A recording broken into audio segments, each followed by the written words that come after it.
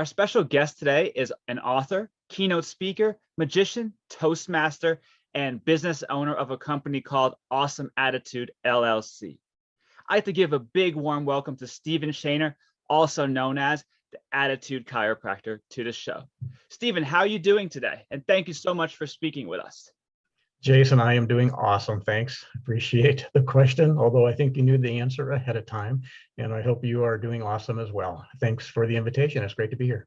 You're very welcome. I love that word, awesome. That's a great word. And I think I use it so much, but I love the fact that that's what you focus on, is being awesome. Absolutely. On this podcast today, I like to focus on the 8 dimensions of wellness, but definitely want to focus mainly on the intellectual, the emotional dimensions of wellness. I was extremely intrigued by your name, the Attitude Chiropractor. How did you come up with that name and how did you get it? I'm just really intrigued by that. I have 2 very good friends, Vitalia and Roman Pundik.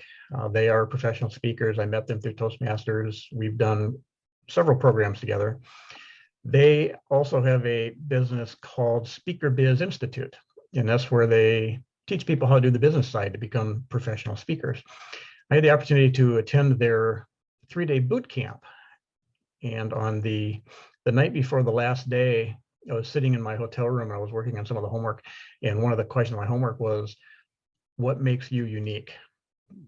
And I really struggled answering that question. I mean, how many people out there talk about attitude? How many books are there out there that talk about attitude? They're everywhere. What makes me unique? And I struggle with that. What I finally ended up doing, I started going back through feedback that I'd received from clients, as well as a lot of the evaluations that I received in Toastmasters. And I started to notice this trend. And the trend was people were saying that I had a unique ability of helping people change their attitude in a non-threatening way. Wow. I thought, okay, that's kind of cool. And I hadn't thought about it before. So the next morning I got to the boot camp a little early. I was talking to Roman and Vitaly, and I told them, I really struggled with that question, but I think I came up with a good answer. And I told them what I'd come up with. And then kind of tongue in cheek, I said, I give pain-free attitude adjustments. And Roman just kind of laughed. He says, that makes you the attitude chiropractor. And then we were kind of stunned for a second and went, okay, that's it, and that's what it's been ever since. So I really appreciate their bringing that out of me, and the boot camp was wonderful. I know many people that need attitude adjustment, and some more than others, definitely. That's an awesome word. I think that's the best thing. I hope you trademark that, attitude chiropractor.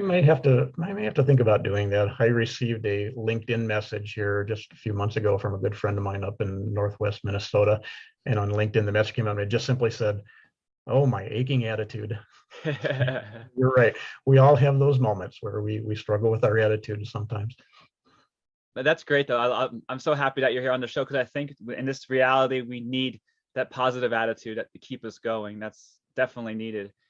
But I did see in your bio, you had multiple backgrounds in behavior, in attitude, in ethics, business, and personal relations. What drew you to that line of work? And I'm sure that our listeners are really interested in the methods that they can use, and what do you do to help people with that background? Boy, as far as being driven in that direction, I really think Toastmasters was a huge part of that.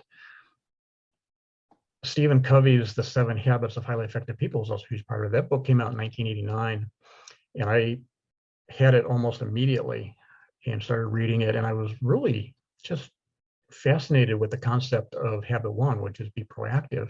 And being proactive is all about making choices. We don't have to react all the time. And we do, don't we? When our buttons get pushed a certain way, we react to that, and we don't have to. And I was certainly that way before I really started studying that type of stuff. If things were going well, I had a great attitude, but if things weren't going well, I could be very negative. And I think that pretty much fits most people's modus operandi, but it doesn't have to be that way. And that's what I learned from that. So from that point on, I really started watching people a lot, just to see their vocabulary, the words they were using, how they were acting, what their attitude was, not only how it affected them, but especially how it affected people that were around them all the time. And I just became really fascinated with that. And even with that, I I wasn't keying into much of that, but then in Toastmasters, we talk about a lot about how Toastmasters helps us find our voice. And as I started going through those programs, I started back in 2004, I really came to figure out, you know what, my voice is this whole concept of having a positive attitude. And then that's when things really started to come together for me in the programs that I have that are based on the attitude, positive goals, servant leadership and those types of things. So I think the combination of those two are really the biggest part. There were others. There's been many mentors that have been involved as well, but I think those two things were really the biggest part for me in driving me in that direction.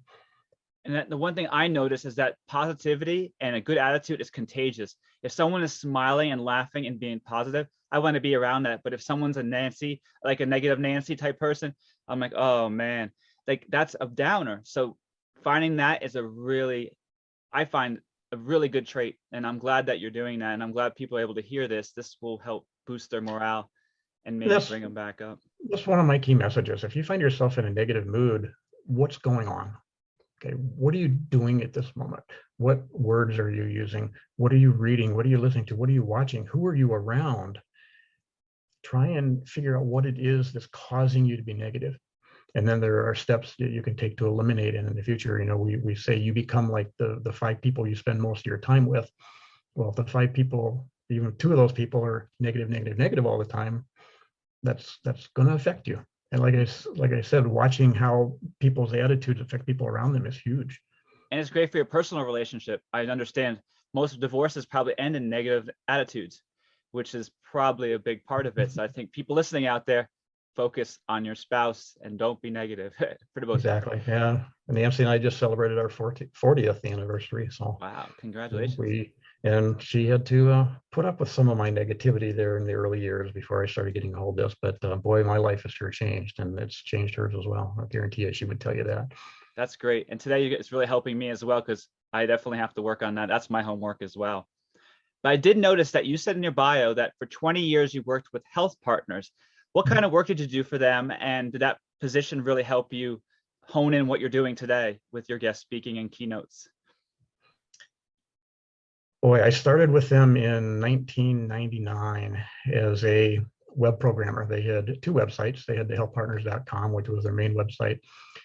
And they had a secondary website called Consumer Choice, which I managed for them. And the Consumer Choice website was where our people could go out, our customers could go out and search for doctors and clinics and hospitals and see all those different relationships and things. And from day one, my thought was, why isn't this stuff on the main website? That's where it belongs. And finally, 4.5 years later, somebody higher up than me said, why isn't this stuff out on our way? That's where it belongs. So they decided to convert that over, which basically meant my job was going away. Like I transferred over to the data warehouse team. I have 2 Oracle certifications, so I'm deep into the Oracle programming stuff. Shortly after I got on that team, they decided to open up a regional technology center in Duluth, Minnesota, and the headquarters is down in the Minneapolis area. The vice president called me into his office one day, and we had a nice chat, and he finally asked me, would you consider relocating up to Duluth and managing this facility? And that was, a shock. And finally I asked, why me? And the first thing he said was, we love your attitude. Number 2, we love what you're doing in community service. And number 3, we love what you're doing in Toastmasters. And we need somebody up there that can represent our company, in that area, in the community. So those 3 things, nothing about, hey, you're a great programmer or anything like that. It was all attitude first and the service that I was doing and the things that I could do for them in those arenas. So that certainly gave me lots of opportunities to get out there and speak on behalf of the company. And sometimes I spoke for myself, but still representing health partners in one way or another. So it certainly helped. And of course, then all of a sudden I'm in this leadership position. So it gave me the opportunity to work with some of the other leaders and managers and help them along with some of their attitude issues, especially with employees. But I tell you, from day one, I hired attitudes. That's awesome. I can train the skills. I've worked with too many people that were highly skilled, but their attitudes were terrible. And that's not the kind of culture that we wanted in the office. So I had 25 amazing people that were all positive, high energy. And in our annual engagement survey that the company did every year, this team was up in the 98, 99, and 100% engaged in that survey every year. And you want to have fun? Watch 25 people that are 100% engaged. Wow. It's quite impressive. I never thought about attitudes hiring. attitudes were key there. That's a great thought. Hiring attitudes. That's a good one. Yeah, I like that. That's the best job. That's the first question. Do you have a good attitude on your resume? Yeah. And in your bio, you said for 15 years you were facilitator of a system, the 7 Habits of Highly Effective People. Tell us a little bit about that, and how did that help you and to where you're at now? It's an amazing book. It's an amazing process. The 7 habits are just absolutely amazing. High level, I'll just tell you, habit 1 is be proactive. And it's that whole concept of being proactive and not reactive. And we learned that if we focus on the things that we can influence, we'll get more influence. Okay, that's where proactive people spend their time. Reactive people spend their time on things that they have no influence over. So basically, they're just griping, complaining, and being negative about those things. And of course, there's certainly things out there in the world that we just don't care about. So we don't worry about those. But when the things that we have a concern, if we focus on those things that we can influence, our influence will grow. And I've certainly found that to be true. Habit 2 is start with the end in mind. And this has everything to do with having a personal mission statement. One of the programs that I do that's very popular is called Find Your Ps, which is passion, purpose, potential, and your personal mission. It's a 4-week class, 1 night a week, and the homework every night. I just finished one for a church group, and we had a lot of fun with it. But when you come out of that program, you will have a draft of a personal mission and kind of figure out, what is it you're passionate about, and what is it you want to do, and what is your potential in this area. But most importantly, you have that personal mission statement, and that's huge. Because anything you encounter, you can go back to that mission statement and go, okay, yeah, I'm going down this road, or no, this doesn't fit what I'm about. Too often we just make decisions without thinking about it first, rather than, okay, this is what my life is about. This is what I'm about. Yes, I'm going to go down this road. So that is a great problem. So that's habit 2. Habit 3 is put first things first. Stephen Covey teaches, rather than time management, relationship management. I really love that concept. So when you're planning your week, the first thing you do is you look at all of your roles. So as a Toastmaster is a role, as a spouse is a role, as an individual is a role. As a manager, when I was a manager, that was a role. As a homeowner, that's a role. So you have all these roles, and every one of these roles has a relationship. Okay, so when you're planning your week, you look at each one of those roles and say, okay, as a spouse, what is the most important thing I need to do for my spouse this week? And I think about it, and maybe there's 1, 2, or maybe 3 things, but I get those on the calendar first. That's what Stephen Covey calls those big rocks. We get those on the calendar first because they're the most important, developing that relationship. Okay, Toastmasters this week, I really didn't have much going on, so nothing really got put on the calendar. For homeowner, I got a couple of things I had to do. Those got on. For my business, Awesome Attitude LLC, I'm gearing up to release my podcast here in the next couple of weeks. So there's a couple of things I need to get done this week. Guess what? They go on the calendar first. So that's putting first things first, because we get buried in stuff every single day, emails and text message and all these things. And sometimes those important things, the relationships, get left behind. So this is a way to schedule those. So those 3 things, when we those are all within. When we master those, we win what we call the private victory. We're mastering ourselves. We're being proactive. We're beginning with the end in mind, and we're putting first things first. We win the private victory. So we go from a very dependent person to an independent person at that point. So habit 4 has to do with think win-win. Okay, and we're not always going to have win-win, but we need to think win-win in any situation we go into. We certainly don't want, if we hired a lawyer, we don't want him going in thinking win-win, do we? So there are times when win-lose is appropriate, but for the most part, when we're going in any situation, we want to think win-win. Then is seek first, understand, then to be understood. And I love these 2 together. So it would work like this. Let's say you and I differ on something. If I came to you and I said, look, we're 180 degrees away from each other here. Let's see if we can find a way that's better than yours and is better than mine. Is that threatening to you? No. No, not at all. And that's think win-win. We're going to try and find something that's better for both of us and better for everybody that's concerned here. Then I would go to you and say, okay, tell me why you feel the way you do. And you would tell me, and I wouldn't just hear the words. I need to also feel the emotions, the feeling, all those things that are behind that. And then when I can repeat back to you, not just the words, but the feelings and why you're like that, and you're satisfied with that, then we change places and you listen to my side. Okay? And it doesn't mean I agree with you, but it means I understand you. Seek first to understand from everything. Then what happens, that's habit, 5, and habit 6 is synergy. And that's kind of the natural result of doing those other two things.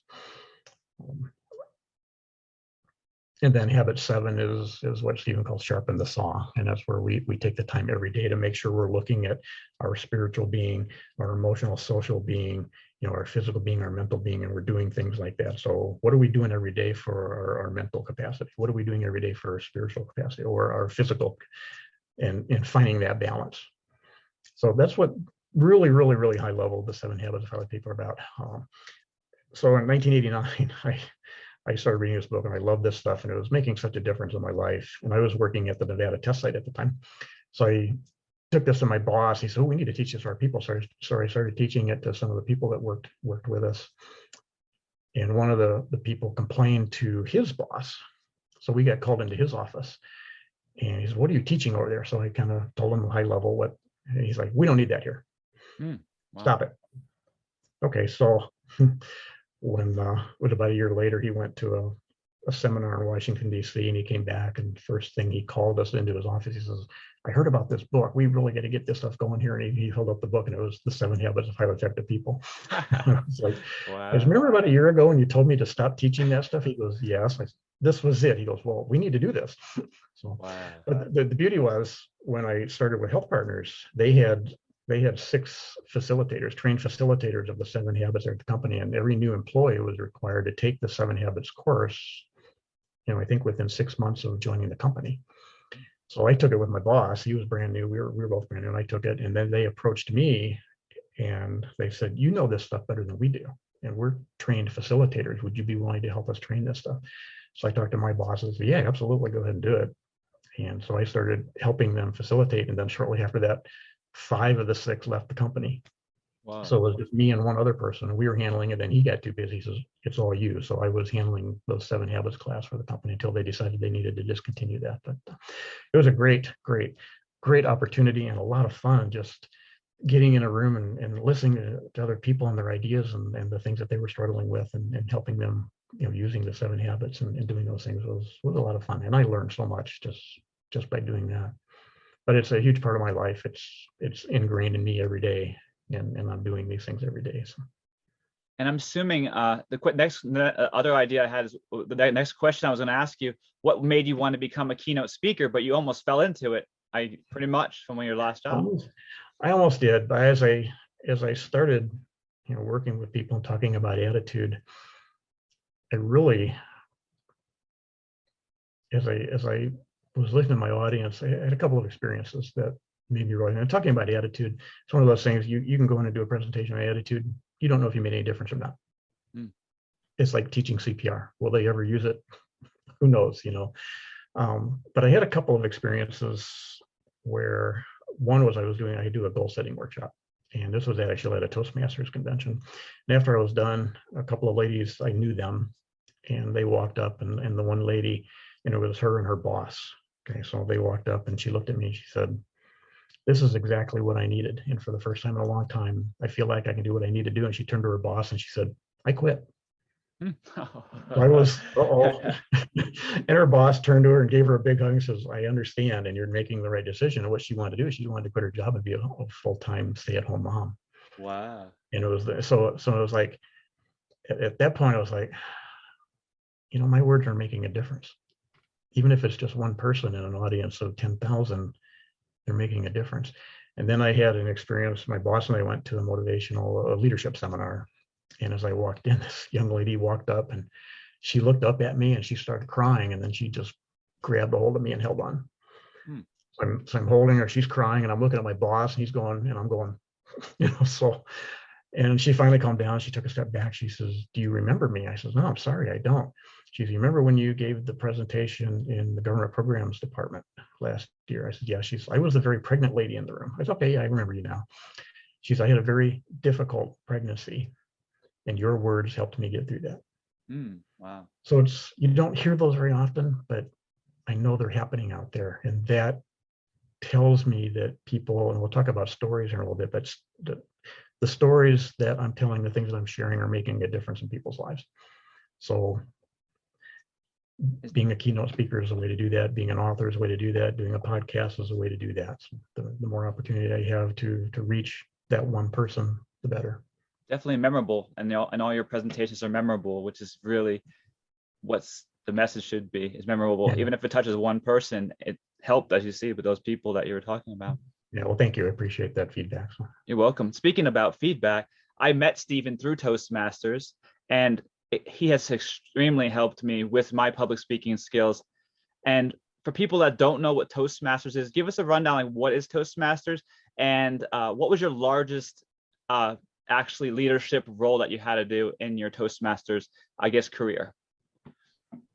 Well, Toastmasters is a nonprofit organization dedicated to the development of communication and leadership skills. And that's what we do in our meetings. We're 146 countries now. We've got right around 16,000 clubs around the world. I think we're close to 400,000 members now. But what we do in our meetings is we practice those skills.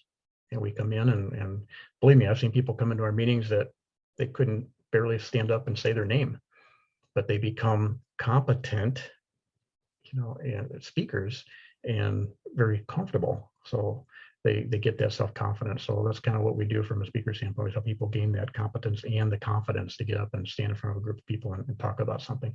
And then from the leadership side, we need more leaders out there. Let's face it, we really need some more leaders out there, and in every area, whether it's corporate, community, whatever it is, we need leaders. And this is a great place to learn those leadership skills, and more importantly, practice those skills. You can read a book, you can go to the seminar, but in our organization, you get to actually do this stuff every single time you go to a meeting. And every time you have that experience, you learn from it. And that's one of the things that makes Toastmasters unique, is this concept of experiential learning, because we learn by having experiences. So every Toastmasters event, meeting, whatever it is I go to, I have an experience and I learn from that. And that's wonderful. I've been through, some pretty big roles in Toastmasters. The district I was in up in Minnesota, District 6 at the time, was mostly Minnesota, North Central Ontario. And the top 3 leadership roles within a district are what they call the district trio. And the first role for me was what they call Lieutenant Governor of Marketing. And in that role, you basically go out and promote Toastmasters. So you're talking to CEOs, you're talking to training managers, you're talking to human resources managers, and promoting and trying to develop more clubs out there for Toastmasters. After that year, then you go into the Lieutenant Governor Education and Training role, and there you're working with the training programs, you're training club officers, you're training district leaders, and you're doing those things. So that was a great experience too. And then the top role is what they at the time called District Governor. And in that role, my district was almost 300 clubs, over 5,000 members. I had 58 area governors under me. I had 10 division governors under me, and I had a leadership team of about 30. So it was a rather large organization. That district has since split, so it's not quite so big. And somebody asked me one time, why would your company let you do that? Because we are volunteers. And I hadn't thought about it, but finally, when I explained to them everything I had done, I said, where could my company send me to get that kind of experience? And if they could, what would it cost? Yeah, a lot. It would. It really, really would. So, and then after that, the board of directors appointed me to be a region advisor, and my region was Minnesota, Iowa, North and South Dakota, part of Nebraska, part of Wyoming, Montana, then Alberta, Saskatchewan, Manitoba, and Western Ontario. And that region contained 6 districts, and my main responsibility was training those top 3 district leaders in those 6 districts, and then going out and visiting, working with them. And that was a great role. But I say district governor, what they call now district director, was probably, I don't know if it was the hardest, it was the most time consuming, but it was also, I think, the most rewarding. Getting to work with that many people and work with a team that did amazing things was a lot of fun. That's great. Yeah, definitely from Toastmasters has helped me significantly. And I highly recommend to anyone out there that really wants to increase their speaking potential, as well as just be more focused on themselves verbally and physically. And attitude adjustment is totally all part of Toastmasters, which is totally what we're about today. as you know, Stephen is very talented when it comes to all different speaking engagements.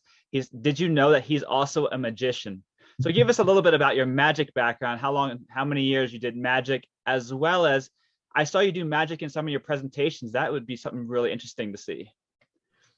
I do. I have one presentation that is called Magic with a Message, and that's where I do some magic and I weave in there either a spiritual, motivational, inspirational type message, whatever they're looking for. And that's been a very popular, especially in youth groups.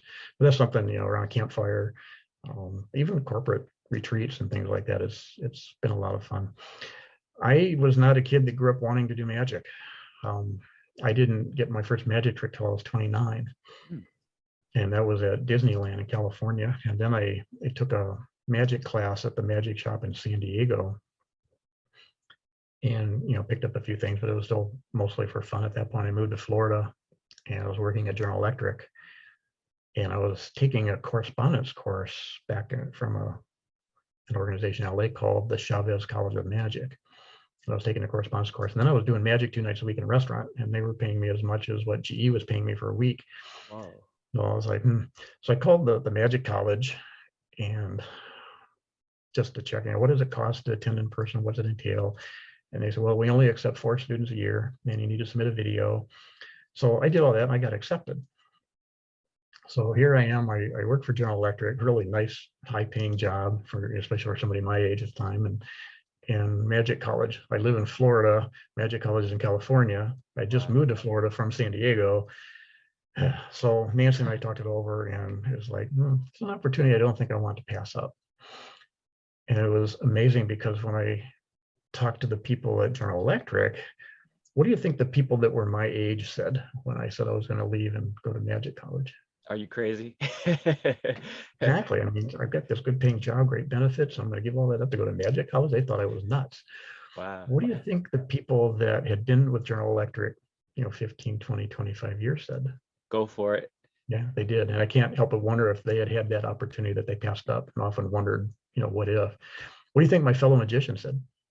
Said, we hope you become famous. No, they were like, you'll never make it. Los Angeles is the #1 entertainment industry in the world. There are thousands of magicians there. You'll never make it. Wow. And well, what I found was, there were thousands of magicians there, and some of them were very good magicians, but they weren't doing anything. Oh, wow. They were just watching TV and playing video games, waiting for their ship to come in, so to speak. And it doesn't work that way. You got to send your ship out first. That means you need to do the work. And I did the work and was able to make some money doing magic that way. But so I went to Magic College. I graduated from there. I worked at the Magic Castle in Hollywood for a few years. And I've been doing it for over 37 years now. Wow. So doing it for a long time. I just did a dinner theater play. I met a guy at a ham radio club, and I happened to mention I was a magician. He called me the next day. He says, my wife is writing a play. She works with high school kids. And she was wondering if you'd be willing to be in the play as a magician. Oh, wow. And I thought, there's a fun opportunity. So I said, absolutely. So she rewrote the play with a part with a magician in it. And I went over and it was wonderful. We had a great time doing the play. It was a lot of fun. So that was a new and unique experience. That's great. I say go for it. You definitely want to go with your passion. And the fact that I didn't even know there was a Magic College out there. I didn't even realize that. That's really great. It was a great experience. It was a lot of fun.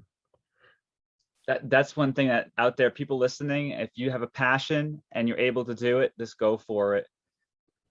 And then, the one question I do have for you and other people probably thinking the same, what do you do to keep yourself focused and fit to help others? Like, what is your ideal routine to make sure that your mind is sharp and you can do what you do every day and stay awesome? I'm an early morning person, so I'm usually up 4-ish. I'm in bed by 7 sometimes. But early mornings are great for me because it gives me the opportunity to get up and read. Okay, so for me, reading is huge. I've already read 21 books this year. Wow. I read a lot of books. So that keeps, that's that mental thing we were talking about. I get up every morning, and the first thing I do is, and I'm sure you're familiar with what they call the 5 Tibetans.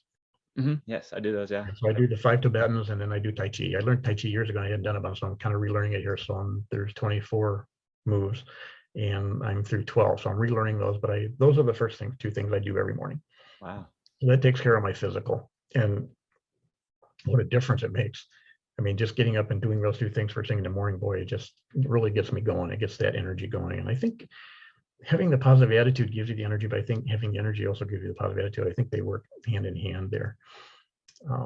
So then I look at, the spiritual side of things. The spiritual is different things for different people. What it means for me might be something completely different for you and others, and that's for you to decide. But how do you grow that in your life? And then looking at that emotional and the social stuff, okay, and that comes back to those relationships again. So making sure you're taking care of those relationships. That's great. Yes, the Tai Chi and yoga is excellent, and yeah, and then that personal mission. I read that every morning, and that's what I'm about. And one of the biggest parts of that for me, in my personal mission statement, I have a statement there that just simply says, add value every day. Okay, so if you ask me what my passion was, there's magic, there's the speaking, everything, but that's really what I'm passionate about. It's just adding value. So that means, like, when I loved my job, I loved my employees, but when I left that job, my personal mission didn't change, because I can still add value every day. If I decide right now, I'm not going to speak anymore. There's plenty of other ways that I can add value every day. If I decide I'm not going to do magic anymore, there's plenty of other ways I can add value every day. So for me, that is what gives me the drive to keep going, is that personal mission statement that I have. Okay. And I look at that, and that defines me. That defines what my life is about. That's what I want to accomplish. And that is what drives me and keeps me focused. That's great. Yeah, I've been thinking a lot about what my passion is. And after speaking to you today, I'm really readjusting, and my focus is definitely going to change, because I know that other people listening are going to do the same thing. And writing down what your passion is and adding the value added part to it is definitely a necessary I focus, I would say. Yeah, and if you're interested, I do my Find Your Peas program about 4 times a year, so that's an option. If you go out and look for Stephen Covey, I think it's just stephencovey.com, but as you find his website, they actually have a little resource, a tool in there, a mission statement generator, where you just go through and you answer some questions, and it generates a draft mission statement for you. So that's a good way to start. And Stephen also wrote a book, How to Develop a Personal Mission Statement. I think on Kindle it was like 99 cents. Wow. So there's ways out there. If you don't know what you want to do with your life, if you don't know what you're passionate about, or that, get yourself a personal mission statement. That is a great place to start, and try it on every day. Mine has changed a little bit through the years, and not that long ago, I was doing one of my Find Your Peas, and afterwards I was doing a one-on-one session with one of the people who was in that class, and all of a sudden it hit me, there's something missing in my mission statement. So I spent a couple of days looking at it, and I added one word, and I moved on, and that's what I needed, and it really changed. So, every day I try it on. Yep, this is me. Let's go. And I'm sure someday in the future I'm going to get up and I'm going to go, something's not quite right here. So it is a living document, but the main thing is get it started and it's look at it every day. That's definitely wise advice. I'm gonna follow that, and also write it down. And that's how you start focusing, is writing down your mission statement. Yeah. Following that, what is your true meaning of wellness in your own words, if you were to put that out there, your true meaning? Oh, I think it's having balance. And when I think about wellness, I look at these 4 things: the spiritual, the emotional, the mental, and the physical. If you have balance in those 4 areas, I think you'll have wellness. If you're off in any of those, it makes it hard. I mean, we've all had situations where, man, I want to get up and do this thing today, so the mental is there, but the physical isn't. I hear you. Sorry, I'm not getting out of bed today. Sorry. So it's having a balance in all of these things, and not just being high in one. Where all we're doing is spiritual all day. If that's all we're doing, we're going to be missing out on some things. So it's finding a way to have balance. It doesn't have to be extreme. I mean, the spiritual side of things, I can do that in just a few minutes a day. And the things that I do in my routine that take care of that. The emotional, social, it depends. Every day is different. Sometimes I might be doing something with the neighbor, or sometimes I might be, who knows, coaching somebody or doing something like this. So those are the things that vary from day to day, but the physical, you've heard my routine, and the mental, I read a lot. I love watching YouTube videos. I did for a year. I watched a TED Talk every day for a year. Oh, that's great. And I haven't watched one since. So, have you done a TED Talk by any chance? I meant to ask you, have you done a TED Talk? I haven't. It's something I may look into one of these days. But, I'm definitely interested in as myself. I'm definitely on my list of things to do. My good friend Diane Windingland, I think, wrote a book on how to prepare for that. She's the one that actually helped me get my book published. So wow, yeah. So she's big into helping people do virtual presentations and to do the book publishing and stuff. So you're definitely a man of everything, and when it comes to experiences and overall lifestyle, and more people need to capture that essence to help them feel better. But right after the break, we'll talk to Stephen about his book, The Art of Being Awesome, and learn more about his programs and services he offers that will change your life. We'll be right back after a short word from our sponsor.